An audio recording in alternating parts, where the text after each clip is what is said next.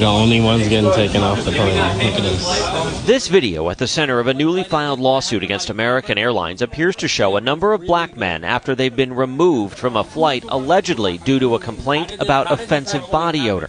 So this is discrimination. The lawsuit claims as Flight 832 from Phoenix to New York was finishing boarding in January, American employees removed 8 black men from the plane.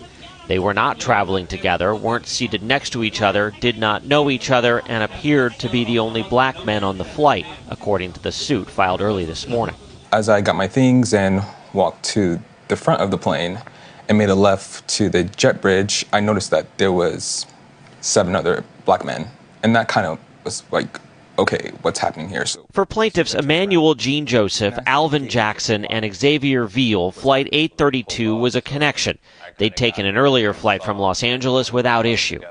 It was just black men, so I started freaking out. I pulled out my phone to record everything. At any point, did somebody from American say to any of you that you had an offensive odor?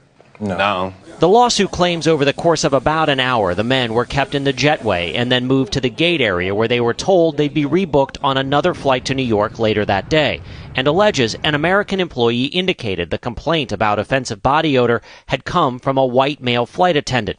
A gate agent seen in the video at one point seems to agree race was a factor in the men getting pulled off the flight. Just because of the color of my skin.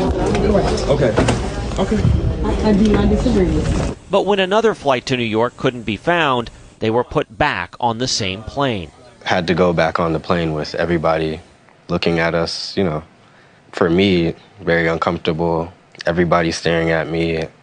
Me and all the other black people on the plane were just taking off. I knew that as soon as I get on that plane, a sea of white faces were going to be looking at me and blaming me for their late flight of an hour. Their lawyer, Sue Huta, says American declined to give her clients any answers about what happened in Phoenix. It's almost inconceivable to come up with an explanation for that other than the color of their skin, particularly since they didn't know each other, they weren't sitting near each other.